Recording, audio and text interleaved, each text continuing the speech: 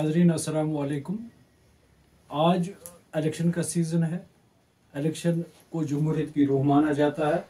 मैं यहाँ पे बताना चाहूँगा कि जमहूरियत के जुड़वा बच्चे हैं। एक बच्चे का नाम सियासत है, दूसरे बच्चे का नाम सहाफ़त है। ये बच्चे दो, कभी इनमें अनाद होती है, कभी रकाबत होती है, कभी मोहब्बत होती है, कभी एक दूसरे के रकीब हुआ करते हैं और कभी एक दूसरे के हबीब होते हैं, दोस्त होते हैं। आज हम जानेंगे कि आज जो जम्मू कश्मीर में 10 साल के बाद असम्बली इंतखाबात हो रहे हैं, तो 5 साल की ताखीर भी हुई है। सब जानते हैं जम्मू कश्मीर में 90 सीटें हुई हैं। हदबंदी कमीशन के बाद पहले 83 हुआ करती थी, तो या 87 हुआ करती थी। आज हम जानेंगे कि आज के इंतखाबात में नौजवान नस्ल का क्या रोल बनता है और आज तक अगर नौजवान नस्ल को जमहूरियत के इस बुनियादी अमल या हुस्न से दूर रखा गया है, इसमें आज अपनी जगह नौजवान कैसे ढूंढ सकते हैं, इस पे हमारी तवज्जो मरकूज रहेगी। हमारे मेहमान हैं, ये अपना तारुफ खुद करवाएंगे। जी, मैं सैयद इकबाल, यूथ कांग्रेस मेंबर और असेंबली प्रेसिडेंट लालचौक। मैं इकबाल अहमद, मैं जर्नलिस्ट भी हूँ थोड़ा सा। जो आपने जुड़वा भाइयों की बात की है, तो मैं पॉलिटिकल वर्कर हूँ, पॉलिटिकली एक्टिव रहा हूँ 2000 से ऑलमोस्ट ऑलमोस्ट फ्रॉम द स्टूडेंटहुड। तो चूंकि मैं नाजरीन, चूंकि हम पहले बड़े भाई से बात करते हैं। बड़ा भाई मीन्स कि सियासत में जो बड़े हैं, तो वो कांग्रेस पहले आई है, पहले इनसे बात करेंगे, उसके बाद हम इकबाल साहब से बात करेंगे। सैयद साहब, मैं आपसे पूछना चाहूँगा कि कल राहुल गांधी साहब यहाँ आए थे, कांग्रेस के नेशनल प्रेसिडेंट खरगे साहब आए थे जी। तो उन्होंने यहाँ मीटिंग की थी फारूक अब्दुल्ला साहब से, उमर अब्दुल्ला साहब से। एक इंतखाबी एक इत्तेहाद उनका बना था। उसके बाद सीटों के बंटवारे में ये जो ताखीर हुई, इससे कन्फ्यूजन पैदा हुआ। फिर आज मैं पढ़ रहा था, अखबार वालों ने लिखा कि कांग्रेस और नेशनल कॉन्फ्रेंस के दरमियान सीटों के जो बंटवारा के जो समझौता हुआ, ये कुछ लो और कुछ दो की बुनियाद पर हुआ। तो मुझे आप बताएंगे कि कांग्रेस को 32 सीटों पर इलेक्शन लड़ना है, 5 एक नई टर्म निकाली गई, दोस्ताना मुकाबला हो रहा है, तो आप कंफर्टेबल हैं नेशनल कॉन्फ्रेंस के साथ? देखिए, इसमें कंफर्टेबिलिटी लेवल हमें रखनी है, क्योंकि ये हाईकमांड का फैसला है। और जो आपने अखबारात की बात की, चाहे वो 51 सीट्स पे लड़ रहे हैं, हम 32 सीट्स पे, कोलिशन तो इसी का नाम है। जब हम आप किसी के साथ इत्तेहाद करते हैं, तो दोनों का जो मयार होता है वो बराबर रखना पड़ता है, और जहां पे जो पार्टी स्ट्रांग होती है उसको वहां से लड़वाया जाता है। तो ये एक कंफ्यूजन बना नहीं, ये बनाया गया, और किन्होंने बनाया वो सब लोग जानते हैं। एज अ जर्नलिस्ट आप भी जानते हैं, जिनको हम बीजेपी कहते हैं या उनके प्रॉक्सीज कहते हैं। क्यों? वो इसलिए ये कंफ्यूजन बनाना चाहते हैं कि लोगों को ये पता चले कि ये जो इतिहाद बन रहा है ये खाली नाम का है, ये नाम का नहीं है, ये बुनियादी तौर पे बन रहा है।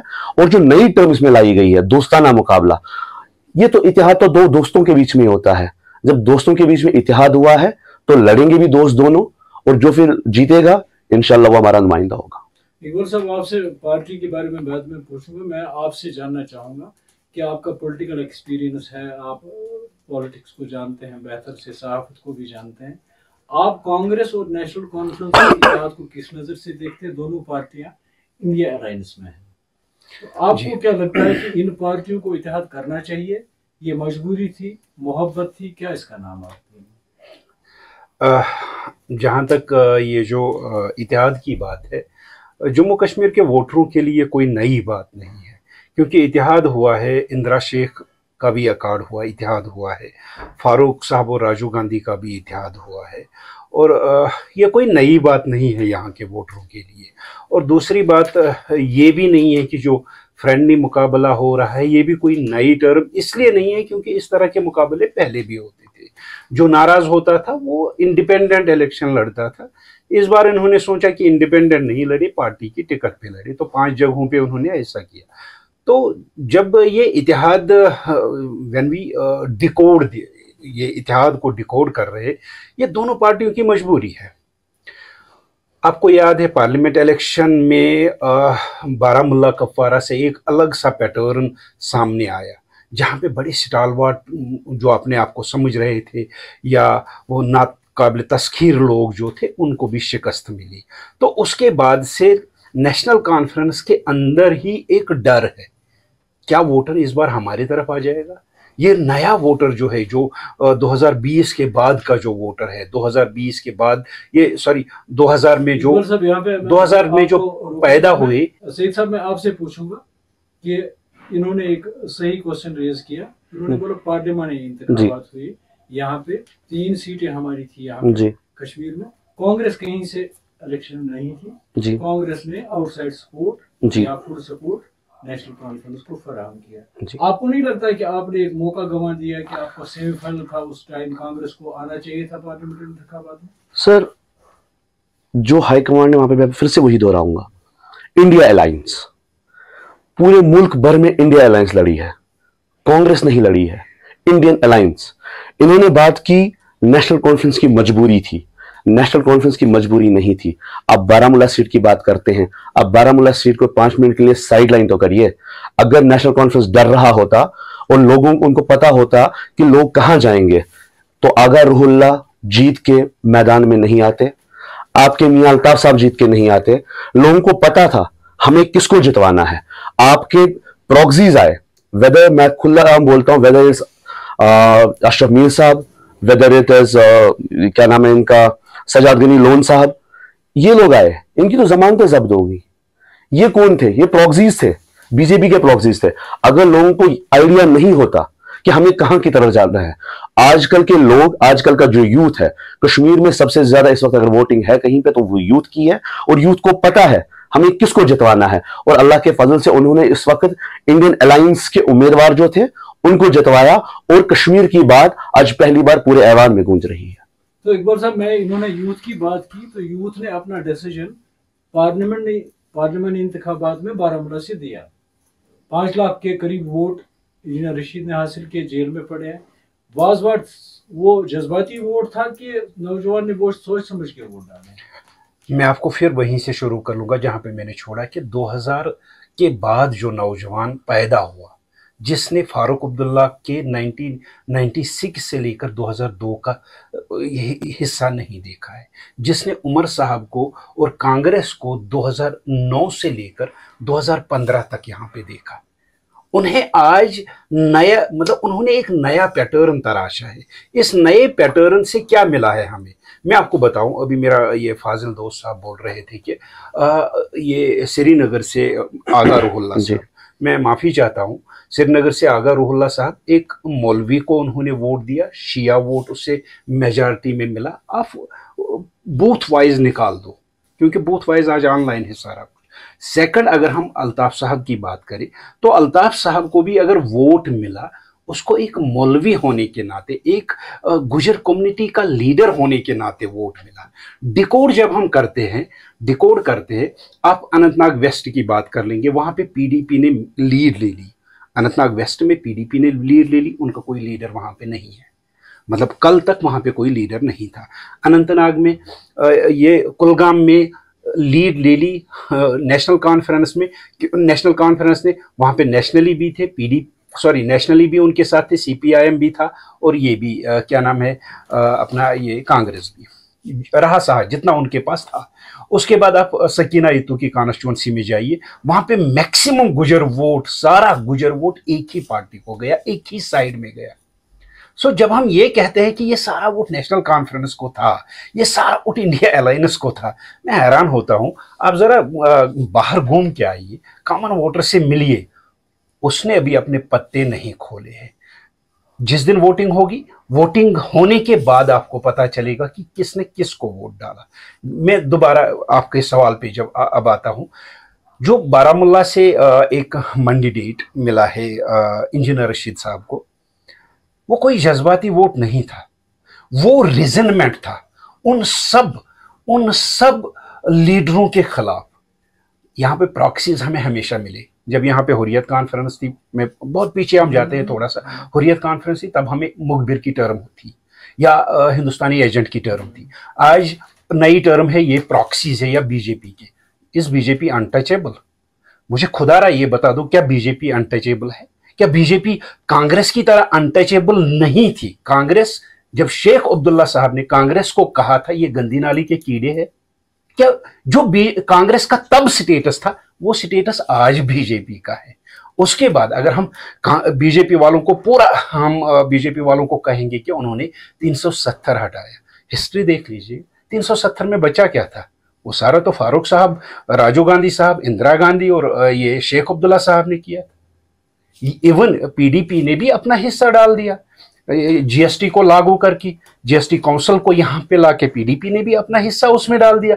तो ये कहना कि सब कुछ बीजेपी ने किया या बीजेपी एक अनटचेबल है या बीजेपी के प्रॉक्सीज अनटचेबल है, दिस नॉट द फैक्ट। अब अगर ऐसा होता, एक मिनट, अब अगर ऐसा होता तो ये हिंदवारा कॉन्स्टिट्यूंसी में सजाद गनी लोन साहब की मेजॉरिटी नहीं आती, वो वहां से नहीं जीतते। कपवारा में उसको अच्छा खासा वोट नहीं मिलता। सजाद साहब का एक छोटा सा फील्ड है, मतलब उसकी छोटी कॉन्स्टिट्यूंसी है, लंगेट कपवारा लंगेट, उससे ज्यादा नहीं है उसका इन्फ्लुएंस। अब वो बड़े मतलब अपने आप को बहुत बड़ा लीडर मानते थे या बड़े स्क्रीन पे देख रहे थे, वो उसकी गलती थी। मैं ये अल्ताफ बुखारी साहब की बात करूं, अल्ताफ बुखारी साहब की कॉन्स्टिट्यूंसी कौन सी है? वो कब आए पॉलिटिक्स में यार? पीडीपी ने उसको कल लाया, पीडीपी ने लाया, उसके पीडीपी के साथ बिट्रायल किया। ये रिजेक्ट किया गया अल्ताफ के कैरेक्टर को।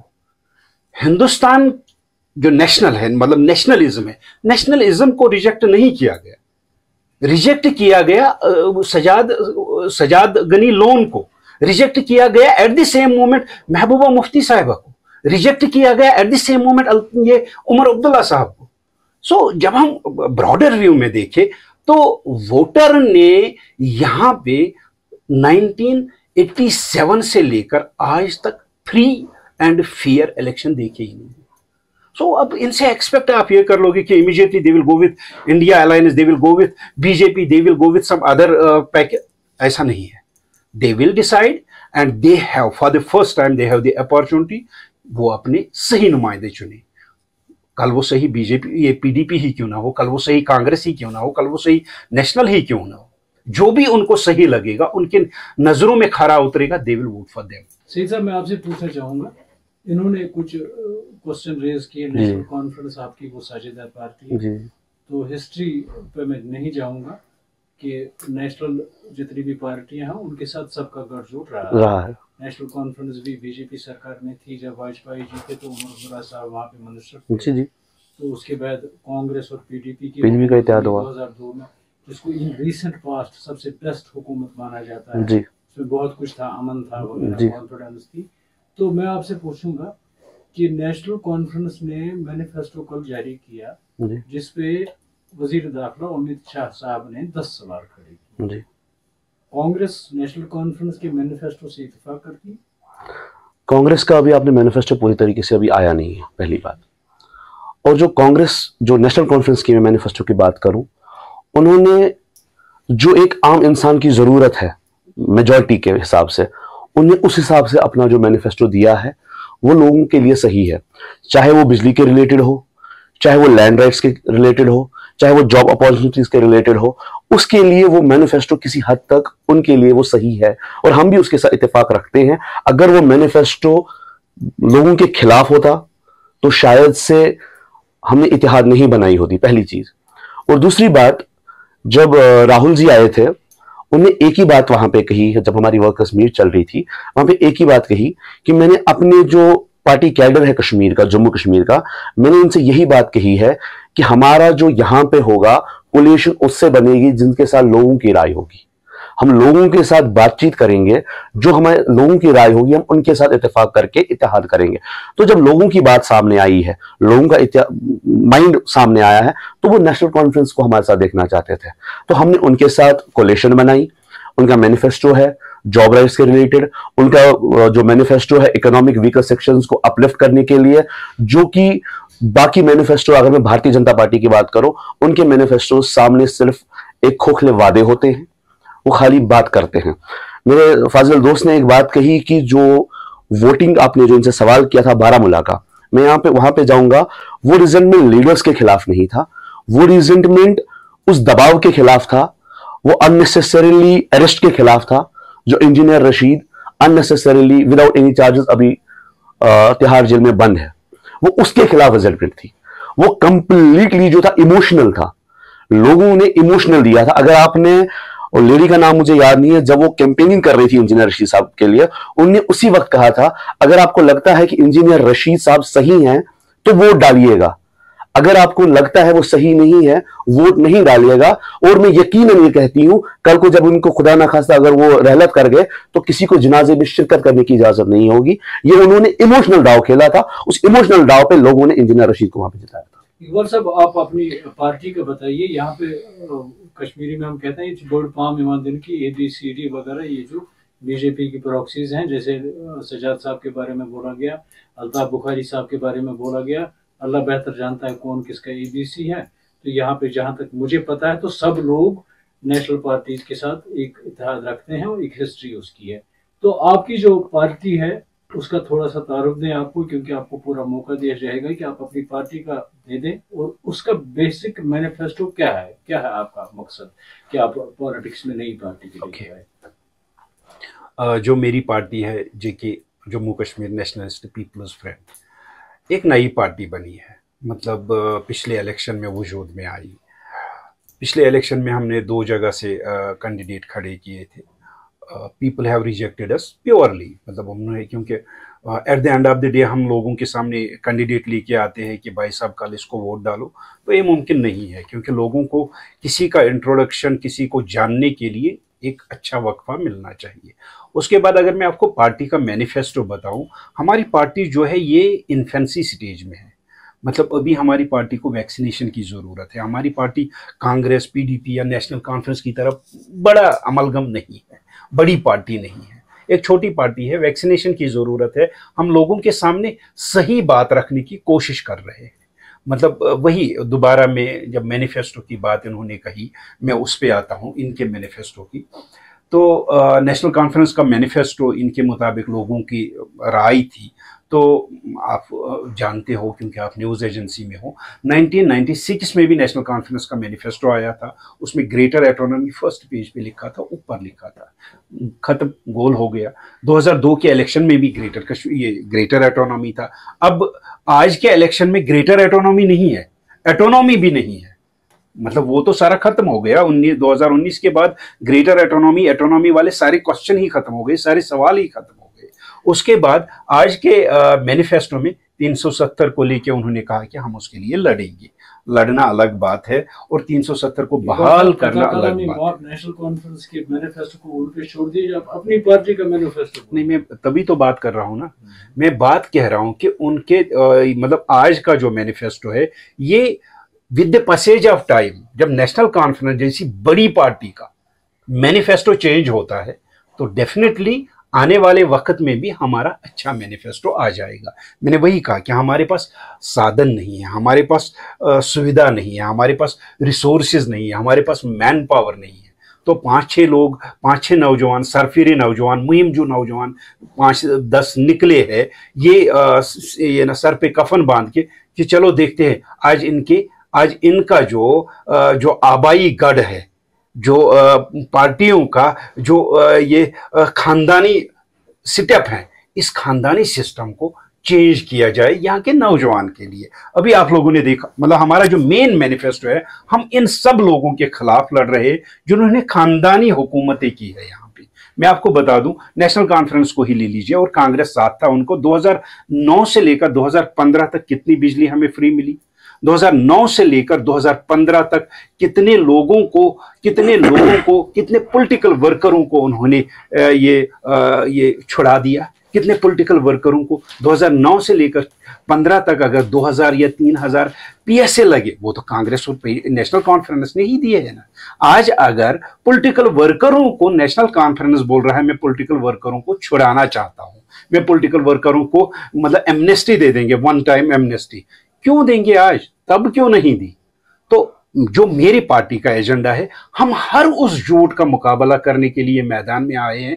हम हर उस झूठ का मुकाबला करने के लिए घर घर, गांव गांव, मोहल्ले मोहल्ले जाएंगे जहां पे हमारे कैंडिडेट होंगे, सिर्फ झूठ का मुकाबला करने के लिए। चाहे वो रिक्रूटमेंट का हो, चाहे वो बिजली देने का मामला हो, चाहे वो पीएसए न लगाने का, चाहे वो पॉलिटिकल प्रिजनर्स का मामला हो, या दूसरा हमारा एज सच एजेंडा ये है कि यहाँ के लोगों में जाके अपनी बात रखें और हमारी बात से वो इत्तेफाक करे ना करे उन पे छोड़ा जाए।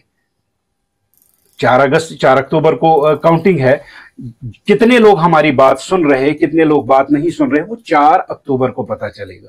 तो सैयद साहब, मैं कंक्लूजन पे जाऊंगा। आप दोनों से आखिरी सवाल, 90 सीटें जी, नेशनल कॉन्फ्रेंस इक्यावन से लड़ रही है, 51, कांग्रेस 32 से लड़ रही है जी, बीजेपी ने कहा 60 और 70 से हम लड़ रहे हैं जी, तो इसी तरह पीडीपी के भी कोई 40-50 होंगे जी, नेशनल कॉन्फ्रेंस और कांग्रेस का दावा अगली हुकूमत हमारी है। जी, ठीक, कल को नेशनल कॉन्फ्रेंस और कांग्रेस को पूरी मेजॉरिटी 46 का नंबर नहीं आता है, क्या आप पीडीपी के साथ जाना चाहोगे? सर वो मेरा फैसला नहीं होगा, वो पार्टी हाईकमांड का फैसला होगा और उस वक्त जो पार्टी का फैसला होगा वो हमें सर तस्लीम होगा। पहली चीज मैं 1 मिनट आपसे लूंगा। आपने मैनिफेस्टो की बात की थी, मेरे फाजिल दोस्त ने कहा कि हमारा, अगर मैं एक ब्राइटर व्यू में देखूं तो इनका इस टाइम पे एक मैनिफेस्टो नहीं रेडी है। ये ग्रेटर इकोनॉमी की बात कर रहे हैं, इकोनॉमी की बात कर रहे हैं। सर हम पास्ट को पास्ट में रहने देते हैं। इस वक्त की सियासत एक डिफरेंट सियासत हो गई है। पिछली सियासत में आपके जो दिग्गज पार्टीज में रहते थे वो सामने होते थे। आज एक एजुकेटेड यूथ आ गया है। आज वो यूथ है जो पार्टी में जुड़ चुका है। आज वो यूथ है जिसको अपना वोटिंग राइट इस्तेमाल करना है। आज का जो मैनिफेस्टो बना है, चाहे वो कांग्रेस का हो, चाहे वो नेशनल कॉन्फ्रेंस का हो, या वो किसी भी पार्टी का हो, वो वक्त की नजाकत को देख के बनाया गया है। लोगों की जो जहनी हालात हैं, डिप्रेशन है, उसको देख के बनाया गया है। आपके पास वो साधन नहीं है इस टाइम पे जो आपकी जरूरत को पूरा करे।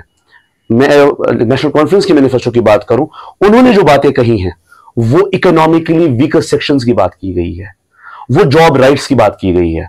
मेरा खुद का दोस्त, he is a PhD in social work, what is he doing right now? वो एक सिंपल सी दुकान पे सेल्समैन है। कहां है उसकी जॉब राइट? कश्मीर यूनिवर्सिटी के बाहर, कश्मीरी में हम उसको कहते हैं मसाल चोट करना वो, he is a double PhD holder. वो क्या कर रहा है? हमारे पास जॉब्स नहीं है। जॉब राइट्स को बचाने के लिए, लैंड राइट्स को बचाने के लिए हमें वो देन थी 370, वो जो बात चल रही है वो कांग्रेस की देन हमें थी, लेकिन उसे हटा दिया गया बीजेपी ने और गैर आईनी तौर पे हटा दिया गया, गैर कानूनी तौर पे हटाया गया। उस तरीके से हटा दिया गया, कश्मीरी को बोला गया सो जाओ, एक नई सुबह दिखाएंगे, लेकिन वो नई सुबह आई नहीं। उसके लिए वो सुबह लाई गई जहां पे उसको अपना इजहार ख्याल करने की इजाजत नहीं है, अपनी बात रखने की इजाजत नहीं है। सुशगुमत कोश और दम फट। अब वो दम फट, उससे बाहर कैसे आना है वो इंशाल्लाह 4 अक्टूबर को पूरे हिंदुस्तान को, पूरे देश को पता चलेगा और कश्मीर को पता चलेगा। ये एक बात। दूसरी बात, जो आपने बोला कि जीत का मयार जो है वो लोगों के हाथ में है, वो किसको जिताना चाहेंगे। उम्मीद सबकी है, हम भी फिंगर्स क्रॉस बैठे हैं, इंशाल्लाह फैसला हमारे हक में हो इंशाल्लाह। इकबाल साहब, नई हुकूमत 4 अक्टूबर को हमें पता चलेगा। लास्ट क्वेश्चन शॉर्ट में दीजिएगा आंसर। ये 4 अक्टूबर को शाम को हमें पता चलेगा कौन सी सरकार बन रही है। जो भी सरकार बने, आपको लगता है कि नई सरकार से नई सुबह शुरू होगी? बिल्कुल भी नहीं, क्योंकि ये नई सरकारें हमने पहली बार नहीं देखी है। जब मुफ्ती साहब ने 2002 में हमें नई सरकार दी, तब भी यही ख्वाब दिखाया था, तब कांग्रेस भी उनके पार्टनर थी, नई सुबह की आगाज़ होगी। उससे पहले 1996 तक जब कम्प्लीटली यहाँ पे हालात ख़राब थी, फिर फारूक अब्दुल्ला साहब आए तो उन्होंने भी नई सुबह की आगाज़ कहा था हमें। अब देखिए, बदकिस्मती ये है कि हम उन्हीं से दवा मांगते हैं जिनसे हम बीमार हुए। 87 में जाइए, किसने किया? 30 साल का खून खराबा किसने किया? किस वजह से हुआ 30 साल का खून खराबा? क्या 87 उसमें सबसे बड़ा वजह नहीं है? 87 की इलेक्शन रिगिंग सबसे बड़ी वजह नहीं है? अब मुझे खुदा रहा ये बताइए, क्या 87 के बाद 96 में जब फारूक अब्दुल्ला साहब, जब उसको लंदन से बुला के कश्मीर लाया गया, क्या उसके बाद हालात ठीक हुई? क्या फारूक अब्दुल्ला साहब के ये अल्फाज नहीं होते थे ये पाकिस्तान ऑक्युपाइड कश्मीर पे बमबारी करो? क्या फारूक अब्दुल्ला साहब के ये अल्फाज नहीं थे जम्मू कश्मीर में मलकुल मुफ्ती बावर गुम, क्या ऐसे नहीं थे अल्फाज उनके? उसके बाद 2002 में जब मुफ्ती साहब आए, डेफिनेटली उसके बाद कश्मीर सेंट्रिक पॉलिटिक्स का एक नया आगाज हुआ। फारूक अब्दुल्ला साहब के भी होश ठिकाने आ गई कि वो मुफ्ती साहब ने कश्मीर सेंट्रिक बात की तो मुझे भी कश्मीर सेंट्रिक बात करनी है। उसके बाद 2009 में फिर उनकी सरकार बनी, क्या नई सुबह आई? उसके बाद पीडीपी ने हमें कहा था कि हम बीजेपी को दूर रख के यहाँ पे ये नई सुबह लाएंगे, मतलब इलेक्शन से पहले। इलेक्शन के बाद वो बीजेपी के साथ गई और तब भी उन्होंने कहा कि नई सरकार, नई सुबह आई। क्या वो नई सुबह आई? 2019 में 370 खत्म करके उन्होंने बोला था, बीजेपी वालों ने बोला था नई सुबह लाएंगे। क्या वो नई सुबह उन्होंने लाई? बिल्कुल भी 2024 में भी नई सुबह नहीं आएगी। इसलिए नहीं आएगी क्योंकि हम दवा उसी दुकानदार से खरीदते हैं जो दुकानदार हमें जहर बेचता है।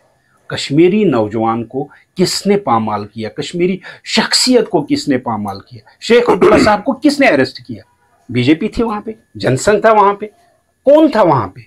शेख अब्दुल्ला साहब को रिहा किसने किया? शेख अब्दुल्ला साहब को किसने मजबूर किया कि 370 कोई आसमानी सहीफा नहीं है? हम कश्मीरी हैं, नौजवान हैं, हमें अपनी हिस्ट्री के बारे में पूरी पता होनी चाहिए।